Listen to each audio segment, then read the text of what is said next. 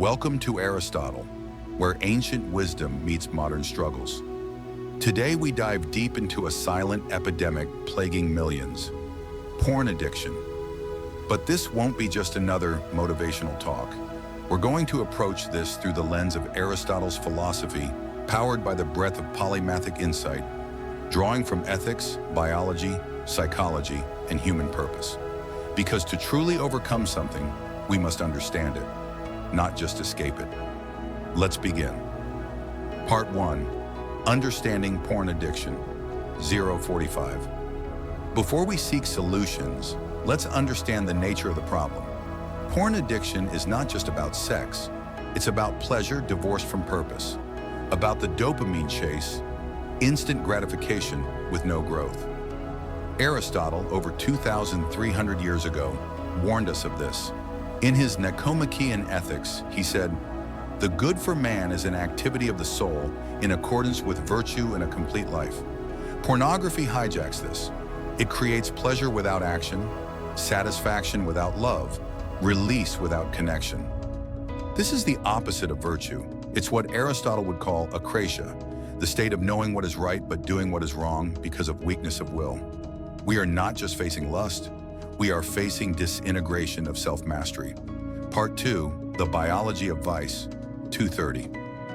Aristotle was not only a philosopher, he was a biologist, a logician, and a psychologist before those fields even had names. Let's take a polymathic view. Modern neuroscience tells us that porn addiction alters the brain. It rewires reward pathways just like drugs. Dopamine floods the system, but the receptors dull over time. What does this mean? You crave more, but enjoy it less. Aristotle would see this as the soul being enslaved to the body, where the rational mind no longer governs desire. He believed that true happiness, eudaimonia, arises when reason governs passion, not the other way around. Your biology may nudge you toward indulgence, but your reason must lead. Part 3, the golden mean, 410. One of Aristotle's most powerful ideas is the doctrine of the mean. Every virtue lies between two extremes, the excess and the deficiency. For example, courage lies between cowardice and recklessness. Self-control lies between insensibility and self-indulgence. Porn is the excess, the unrestrained indulgence. But the goal isn't abstinence for the sake of denial, it's balance. Sexual desire in itself is natural. It's teleological, aimed at reproduction and intimacy, at bonding and human flourishing. But when it's directed at pixels on a screen, with no connection, no meaning, it becomes distorted. To Aristotle, everything has a telos, a final cause, a purpose. If your desire has no purpose, it has no virtue. Part 4, Rational Mastery, 600. Aristotle saw the human soul as having three parts: the rational, the thinker; the spirited, the doer; the appetitive, the desirer. In porn addiction, the appetitive dominates. The rational is silenced. But the path to freedom is not to destroy desire. It's to educate it, train it, elevate it, reintegrate it with reason. Aristotle's advice: we are what we repeatedly do. Excellence, then, is not an act, but a habit. You don't need to fight every urge. You need to build a new identity, not someone who resists porn, but someone who has outgrown it. Part 5, Polymathic Approach to Quitting, 745. Let's take a page from Polymathic. The mastery of many fields. To solve a complex problem like addiction, you need a multidimensional strategy. Here are 5 pillars. 1. Philosophy.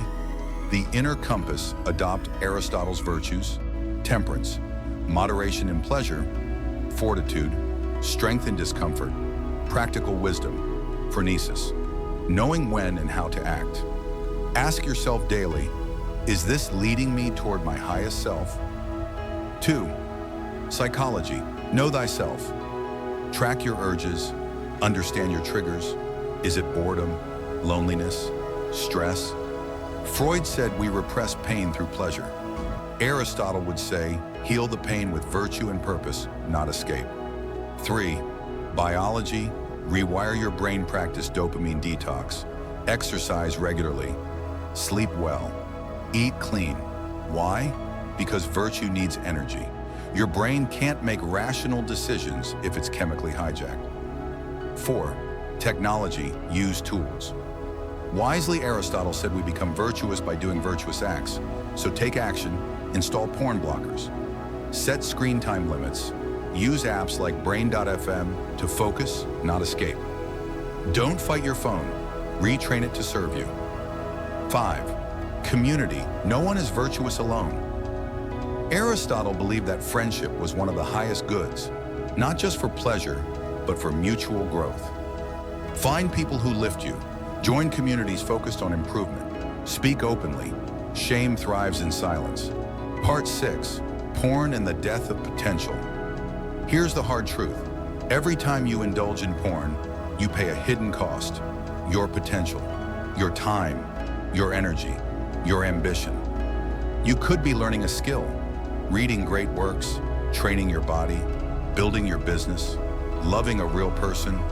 Instead, you waste your divine capacity on flickering images. You are not a creature of lust. You are a creature of logos, reason, meaning, purpose. Remember what Aristotle said. The ultimate value of life depends upon awareness and the power of contemplation rather than upon mere survival. You were made for greatness, not comfort. Part 7. The path forward. So how do we start? 1. Create your telos. What do you want to become? A scholar? An athlete? A creator? A father? Let your purpose burn brighter than your urge. 2. Build rituals, not resolutions. Don't rely on motivation, rely on habit. Morning walks, cold showers, reading philosophy, creating instead of consuming. 3. Measure growth, not perfection. You will fall, that's okay. Aristotle said virtue is a habit, not a one-time act. Every time you resist, you become stronger. Every time you fall, you learn. You were not born to be a slave to your instincts. You are rational, creative, and noble. Aristotle believed the highest life is one of reason in accordance with virtue. It's not a life of ease. It's a life of greatness. So don't settle for comfort. Choose excellence. Every moment is a chance to rise. If this message resonated with you, subscribe to Aristotle, where we bring ancient wisdom to modern life. And remember, you are not your urges, you are your choices.